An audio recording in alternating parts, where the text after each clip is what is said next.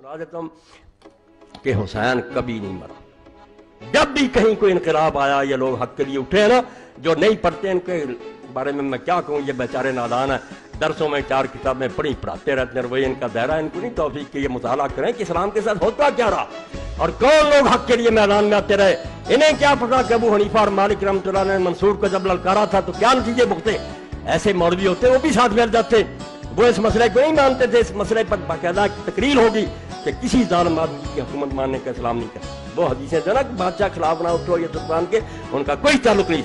ये लेक्चर होगा पूरा ताकि दीन का ये हिस्सा ठीक हो। वरना मैं देखता हूँ कि 1400 साल से लोगों ने इसको टेढ़ा कर दिया कि नहीं जो बैठ जाए उसके खिलाफ ना ये अमीर है ना खलीफा है ना इसके बारे में वो कौन है, आ जाएगी बात। सिर्फ इतना सुन लें कि बाद में जब इनकलाब आए, मुख्तार सख्ती उठा, ठीक है लोग कहते हैं वो बाद में गुमराह हो गया था, बेशक है, मगर इसको सब मानते हैं कि उसने मुसलमानों के दिल का गैस जो था उसको छिपा। मुसलमान जो जले बुने बैठे थे कि यार रसूलुल्लाह के बच्चे के साथ क्या हुआ, उसकी लाश पर घोड़े दौड़ाए गए, उसका सर नेज़े पर टांगा गया, उसकी बच्चियां बाजारों में घुमाई गई, कहाँ कूफा और वहां से दमिश्क ले जाया गया। अगर शर्म होती है इस हुकूमत में, चलो इमाम हुसैन ने कोई कसूर किया था, बाद में इब्ने ज़ियाद को लिखता है ये यजीद कि सारे बाल बच्चों के एहतराम से मदीना भेज दो, क्या जरूर से हजारों मील का फासला जंगल और बियाबानों में से वहां बेचारों के ले गए, वहां ये धक्के खाते फिरते रहे, तो जुल्म होता रहा। मगर लोग जो थे वो राजी हैं कि मुख्तार ने कम ये किया, उसने अपने अल्लाह से दुआ मांगी। सहाबी का बेटा था, अगर ये सहाबी का बेटा, वो बहुत बड़े सहाबी का बेटा था।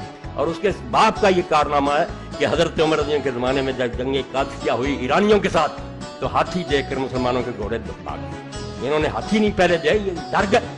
तो सिर्फ उस वक्त अबू बैद सखी तो था उसका बाप, उसने अपने भाइयों को कहा कि अगर हम भी यहाँ से भाग गए तो मुसलमान मारे जाए, ईरानी पीछा करेंगे। वो फिर हाथियों के आगे लेट गया। ये वाकया जिसने पढ़े तो उसका बेटा था ये मुख्तार। इसने ये फिर ऐलान किया कि अल्लाह मुझे इतनी उम्र दे दे कि जमीन पर उन लोगों में से जो इमाम हुसैन के कत्ल में शरीक थे, सिपाही थे या अफसर थे, एक भी शख्स जमीन पर चलता ना रहे, उस वक्त मुझे मोहलत दे। और दे दी रब ने। मरा उसी वक्त है जब वो सारे इसने मुका दिए, उन सब के सर काटे, उनकी लाशें आग में जलाई, उनके हाथ पांव काट कर धूप में उनके फेंका, जिसको इमाम अब्दुर्रहमान मुबारकपुरी लिखते हैं, इब्ने हजर लिखते हैं कि ये दुनिया का अज़ाब है जिन कमबख्तों को मिला, वला अज़ाबुल आखिरत अशद्द। आओ मुहद्दिसीन की तरफ, 1400 साल के मुहद्दिस अगर मेरे साथ ना हो, तुम्हारे साथ कोई शख्स खड़ा हो, मुझे फांसी दे।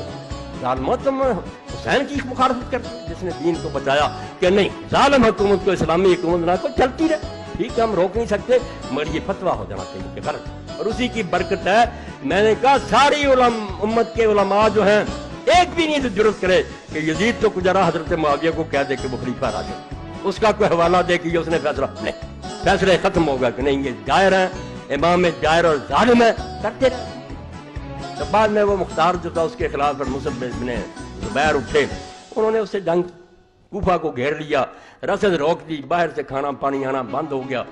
साथी उसके जो थे मुख्तार के वो आहिस्ता आहिस्ता साथ छोड़ गए, उन्होंने पनाह मांग ली। हालात देखकर कौन साथ रहता। और मैं कहता हूँ ये भी अगर कोई शख्स सोचेगा तो इमाम हुसैन के बरहक होने की दलील उसके सामने आ जाएगी कि इमाम हुसैन के साथियों में जो देख रहे थे और आखिरी रात जब कि आपने चिराग बुझा दिए थे कि चले जाओ अपनी जानें बचाओ, तुम्हें कोई नहीं रोकेगा, मुझे मरने दो, एक भी नहीं। इमाम हुसैन के साथियों में अगर देख ले कि ये झूठा है, खाब खा जिद कर रहा है भी नहीं, इसके कुछ क्यों मरे, मौत की तरफ लोग रहे। और 72 साल से तारीख उठा लो, रात के पर्दे में 100 के करीब आदमी और आया, मरने के लिए आ गए।